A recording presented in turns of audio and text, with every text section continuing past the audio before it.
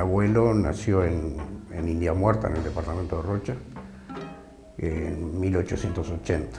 Mi bisabuelo fue el que emigró y se instalaron ahí en Rocha, desembarcaron en balizas y llegaron ahí mi bisabuelo y dos hermanos más.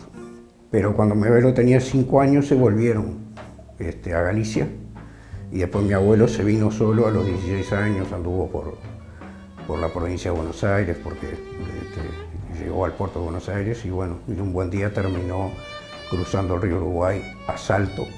Ahí conoció a mi abuela, que era salteña, y se enroló en el ejército y lo destacaron a fundar el destacamento de Artigas.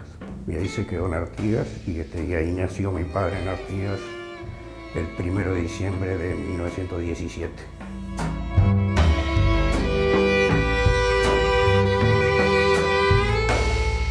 Hizo escuela y liceo. Mi abuelo fue uno de los impulsores de que hubiera un liceo departamental. Bueno, ese liceo fue mi padre. Pero a pesar de ser un pueblo pequeño, había un núcleo de buenos profesores, de gente en fin, preocupada por leer, por estudiar. En la casa de mi abuelo había una buena biblioteca, donde estaban, en fin, los clásicos españoles. Y creo que papá desde pequeño tuvo acceso a esa biblioteca y a esa riqueza de información que en aquella época, mucho más que hoy que hay otros medios, estaba fundamentalmente en los libros, ¿no? Mi abuela era hija de franceses, mi padre es Dieste Saint-Martin y bueno, mi abuela era profesora de francés en el liceo. Y bueno, mi padre hizo escuela y liceo allí, era buen estudiante y de dónde le viene la gana de venirse de estudiar ingeniería, no lo sé. Sí sé que pudo venir a estudiar a Montevideo gracias a amigos de mis abuelos, porque los dos siendo profesores no les resultaba tan fácil mandar al hijo a estudiar a Montevideo, ¿no? con costear la residencia y todo eso. Mi abuela era muy amiga de la señora de Antonio Grompone, que también era salteño. Y por esa amistad, además también había un vínculo con mi abuelo. Mi abuelo era masón, Grompone también. Grompone le ofrece a mi abuelo que mi padre venga a vivir a su casa, a estudiar en Montevideo. Y así fue. Papá vino a vivir a lo de Grompone y eso le dio la posibilidad de tener un lugar con otro acceso ampliado quizás de acceso a buena literatura y a buenos libros, porque Grompone tenía una biblioteca todavía mucho más amplia que la de mi abuelo. Y bueno, mi padre tuvo acceso a todo eso, a otro tipo de vínculos con un tío de él que vivía en Montevideo, Enrique Dieste, que era muy amigo de Esther de Cáceres. De esas dos personas le viene la formación y el acercamiento a la Iglesia Católica. Mi padre se bautizó siendo ya adulto, pero también con esas dos personas vino el vínculo con el ambiente intelectual de Montevideo, con Joaquín Torre García, con en fin, y bueno, también con arquitectos, porque las dos facultades estaban juntas cuando él estudió. Sus primeras armas, después que se recibió en el 43, trabajó en el Ministerio de Obras Públicas, en la parte de vialidad, ahí participó en mediciones y nivelación de trazado de algunas rutas, participó ahí en el cálculo de algunos puentes, trabajó en la dirección de arquitectura del ministerio también. Después trabajó en la empresa Biermont, que era una empresa de fundaciones. Fue ingeniero jefe, vamos a decir, de esa empresa, que hacía fundaciones con pilotes. Después eso le sirvió como experiencia y cuando funda la empresa con Dieste y Montañés, una de las actividades que hace es hacer fundaciones con pilotes, con máquinas que él mismo diseñó.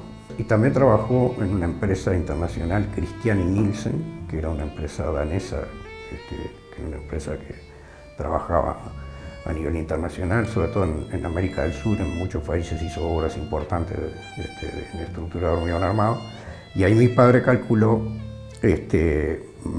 dos estructuras con bóvedas de hormigón, con unas bóvedas de forma elíptica que las diseñó él, la calculó. Ahí hizo sus primeras experiencias con bóvedas de luces importantes, ¿no? Y en el 56 se junta con Montañés, que él ya tenía una pequeña empresa con la que hacía construcciones, se asocia con Montañés, que fue compañero de estudio, y ahí empieza el trabajo en común, ¿no? Ahí surge Dieste y Montañés Ingenieros, era la firma. Más adelante fue Dieste y Montañés Sociedad Anónima. Y a partir de ahí, en esos primeros años, entre el 56 y el 60, se hacen una cantidad importante de obras.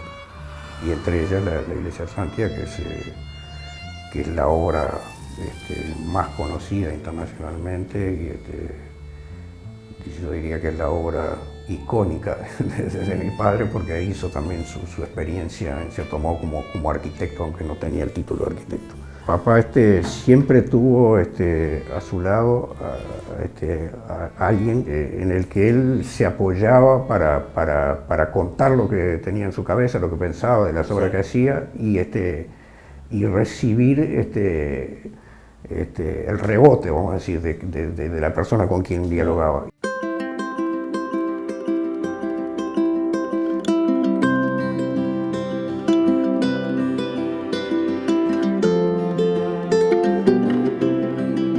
Tarde que es inolvidable para mí, por lo menos, porque ese recuerdo de la primera entrevista con una persona que para mí era un maestro, y fue una entrevista muy breve, habrá sido de 15 minutos, algo de eso o menos. A mí lo único que me dijo fue eso, que quería dialogar con alguna persona y bueno, ahí empecé. Entré en el año 64 acá a la empresa Dieste y Montañés. Y desde entonces mi primer trabajo fue para la iglesia de Malvin, que la idea de Dieste para esa iglesia era mantener la iglesia vieja, y envolver la iglesia vieja con una iglesia nueva, de la cual se empezó a hacer solamente el ábside y quedó ahí trunco, no se siguió adelante. Pero sí se hizo la casa parroquial. En la casa parroquial yo intervine en todo el proyecto arquitectónico. Ese fue mi primer trabajo cuando ingresé acá en el año 60 y pico, habrá sido 65, 66. Y después como siempre hubo vinculación con arquitectos fuera del estudio, ¿no?, que traían a veces sus obras, y nosotros lo que hacíamos era adaptarlas muchas veces a la concepción de Dieste. Siempre, vamos a entendernos, era un equipo, pero con un líder. Es decir, aquí nadie hacía nada sin, digamos, el visto bueno de Dieste, ¿no? Y siempre estábamos todos, en fin, un poco a la expectativa de cuál era la idea de Dieste. Yo creo que me animaría a decir que muy pocas veces se hizo algo acá que no surgió de la cabeza de Dieste. Colaboré en casi todas las obras, porque siempre había algo de arquitectura en las obras, ¿no? Incluso siempre quedaba algún arquitecto que venía y uno no estaba de acuerdo. Y era muy original, sobre todo en su concepción, digamos, arquitectónica, ¿no? Incluso a él le mandaban muchas revistas de arquitectura en aquel momento, y yo estaba sentado allá en el último lugar, y después las hojeaba y no le daba mucha importancia. Entonces iba para allá, para donde estaba yo, y me decía: Castro, mire esto, si a ver si encuentra algo que le interese. Como diciendo, bueno, yo estoy en otra. El estudio estaba en 18 de julio de hace 2 días, en un edificio, y había 2 apartamentos que eran que alquilaba la empresa. Y en el 6º piso trabajaba yo solo, tardes enteras solo. Y ahí se dibujó la cantidad de las cosas, porque uno entró un poco como dibujante, como arquitecto, como decía Esteban, éramos de todo, para todo era, pero todo al servicio de incluso algún ingeniero llegó a trabajar allá en el 6º piso. A veces cuando había un problema de ingeniería un poco árido, un poco difícil de definir, cada uno de los ingenieros, que siempre eran 2 o 3 ingenieros jóvenes, esperaban un poquito a la tarde cuando llegaba Dieste para ver qué opinaba Dieste. Y Dieste decía, bueno, vamos a hacer un conciliábulo de ingenieros. Y yo sentadito ahí, porque el arquitecto no intervenía para nada, escuchaba nada más. Pero me daba cuenta de una cosa, que cuando él pedía la opinión de los demás, pero él era en definitiva el que decía al final 3,8. Y era 3,8. No había vuelta. Esta casa la compramos justamente para tener un lugar propio, porque ya se alquilaba, y aquí donde estamos nosotros era un patio. Era un trabajo en equipo en que había una cabeza que era Dieste, sin duda, y a esa cabeza todos nos referíamos. Estábamos haciendo trabajo y era permanente el ir a consultar si íbamos por buen camino.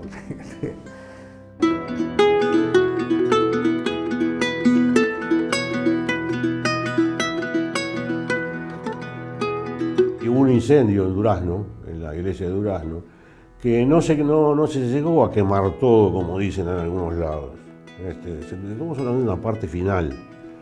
Y allá una mañana fuimos en la camioneta de Dieste, con el ingeniero Romero, y yo fuimos a ver un día lluvioso, me acuerdo como si fuera ahora. Y estaba el padre, el párroco, el padre Silva en ese momento. Nos mostró que era lo que él quería, el padre Silva, era reconstruir una bóveda, que era una bóveda de madera con un cielo raso de yeso, llamado. Bueno, Dieste dio unas vueltas por ahí, y después nos fuimos a comer a un lado, y en un papelito chiquito, cosa que era característico de Dieste, sacó la lapicera, como llevo yo acá, la Rapidograph, e hizo un dibujito chiquito, de este tamaño, mira, no era más que esto, hizo un dibujito de qué es lo que pensaba él de la iglesia. Lo único que hicimos con Romero fue seguir estrictamente el dibujo de Dieste, la idea de Dieste. La iglesia de Durazno muchas veces se dice, sí, fueron arquitectos colaboradores, Castro y el ingeniero Romero, pero la obra es de Dieste. La idea es de Dieste, no surgió ni de Romero ni mía, fue de él. Y era totalmente distinta de lo que quería el padre Silva. Bueno, ahí empezó la iglesia, la construcción de la iglesia, la reforma, donde aportó cantidad de cosas. Por ejemplo, mantuvo toda la parte que da a la plaza. La parte que da a la plaza, la iglesia, la fachada, digamos, no había sufrido para nada el incendio. El incendio fue en el fondo, ¿no? Y Dieste decidió dejarlo como estaba, no hacer toda una iglesia nueva, que hubiera sido, me parece, una mala solución, sino mantener lo que daba al pueblo, digamos, a la ciudad, para mantener, digamos, las características de la plaza donde está implantada, y sí modificar lo del fondo. El rosetón, que es otro de las características que se habla mucho del rosetón, para ese rosetón debo haber hecho no menos de 15 o 20 soluciones, todas de esas de arquitecto clásico, barato, redondas, rosetones ya consabidos. Y yo vi que ninguna le gustaba. No. Él nunca decía que no así abiertamente, pero no cuajaba la cosa. Y un buen día, de tarde, él solía tomar té con unas galletas, tenía un galletero de lata, de aquellas viejas. Un día, una tarde entró y dijo, muchachos, hay galletas, y además les digo que tengo la solución para el rosetón. Bueno, fenómeno, llegó la solución, y es la solución actual.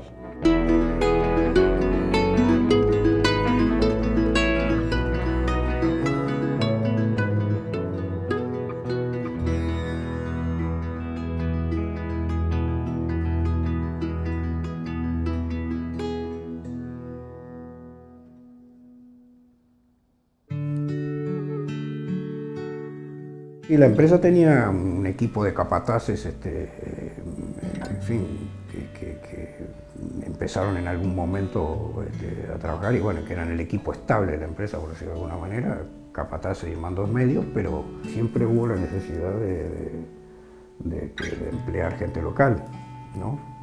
Ya fueran de todas las categorías, oficiales, albañiles, medio oficiales, peones.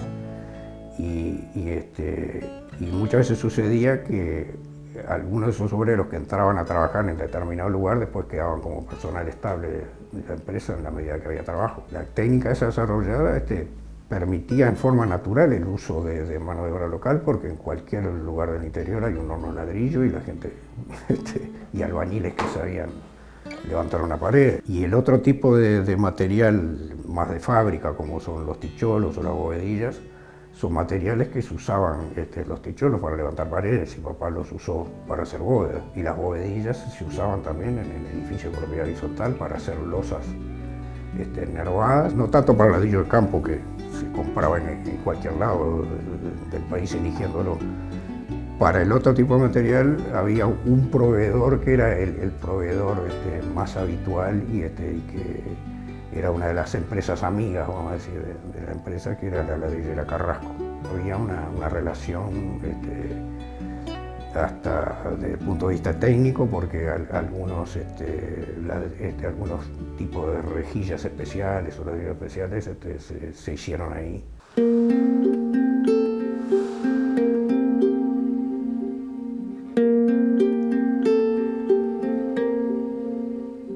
Son de algún modo únicas, ¿sí? No es que no se hubiera hecho algo ya en el mundo de juntar en vez de hacer la masa de hormigón, juntar este ladrillo que ya está, es un material que ya está fraguado y terminado, con arena y portland, con mortero de arena y portland en las juntas y armadura de hierro en las juntas.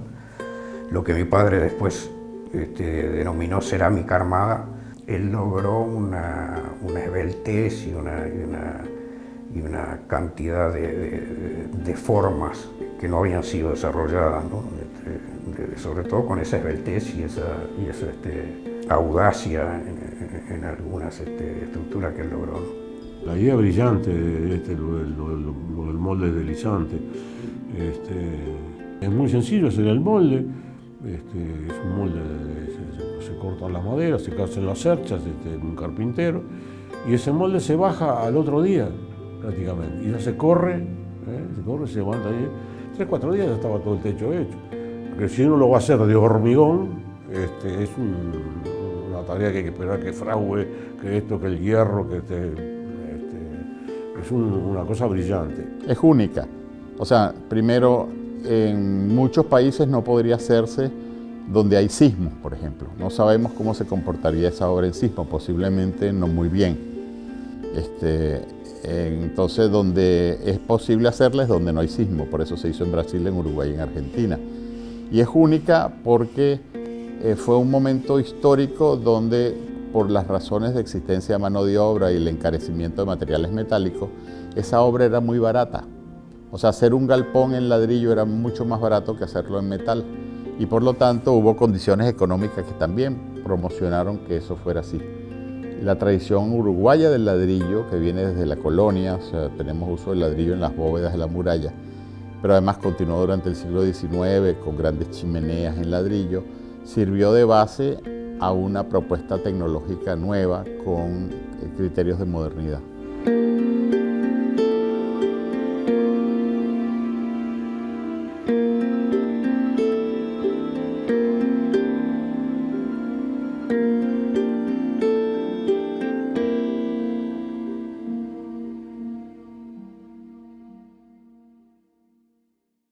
La obra de Dieste surge en un momento del mundo donde se están buscando las capacidades máximas estructurales de cubiertas.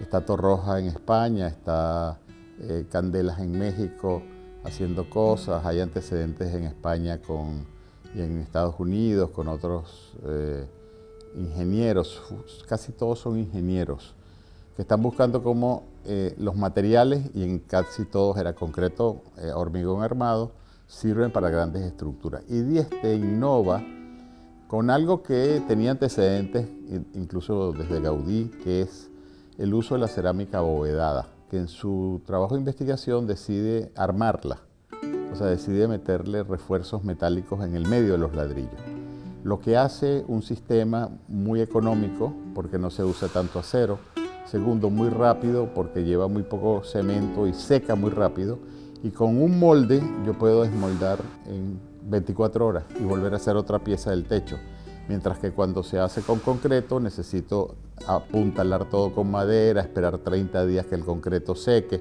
Él inventa un mecanismo estructural que lo lleva a investigar las grandes luces posibles, llegando a cubrir sin apoyos, con un espesor menor a 20 centímetros de cerámica armada, como él lo llama, obras como el depósito del puerto, que tiene casi 50 metros sin apoyo. Eso es un acto espectacular de magia estructural.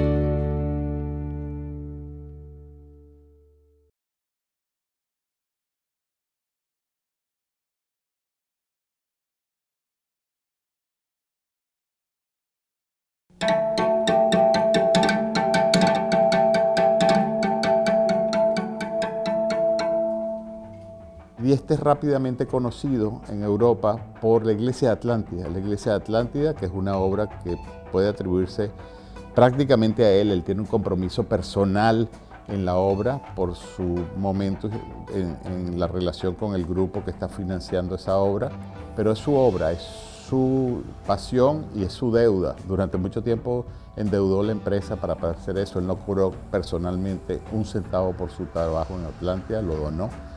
Y esa obra tiene una calidad por el ladrillo, por la cubierta, por las paredes, por la luz, por muchísimas cosas que inmediatamente, a los pocos años, ya estaba en las revistas norteamericanas, europeas de arquitectura. Sé que papá decía que ahí hizo su primera experiencia como arquitecto, que el arquitecto no era, y decía que no tenía formación de arquitecto, y eso es cierto, aunque creo que tenía lo fundamental quizá que tenga que tener un arquitecto, que es imaginar el espacio y saberlo diseñar con la genialidad, aunque soy el hijo, tengo que decir, con la genialidad que él lo hacía.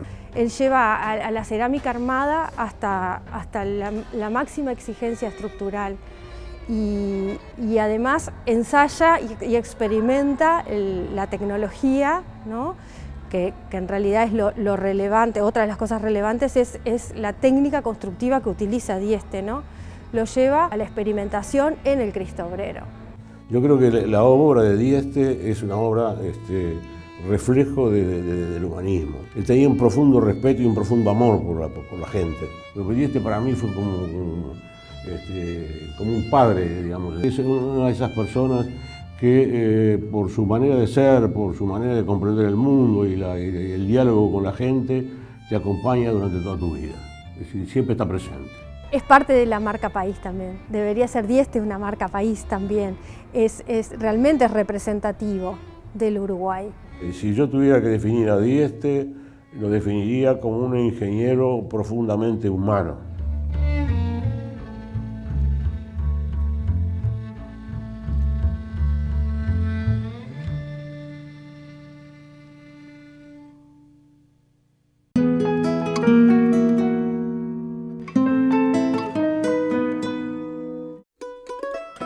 Museo José Enrique Rodó. El Museo José Enrique Rodó se encuentra en la ciudad de Santa Lucía. Se trata de la Casa Quinta, donde vivió el escritor José Enrique Rodó hasta sus 9 años. Fue construida en 1873, con influencia italiana, de las villas renacentistas, contando con un precioso jardín arbolado con algunas plantas que datan de 1871.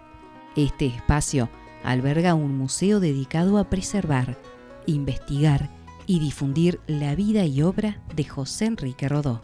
Cuenta con mobiliario y objetos que acompañaron al notable escritor, perteneciente a la Casa Giró y al Museo Histórico Nacional, y cedidos en carácter de custodia temporaria por el Ministerio de Educación y Cultura.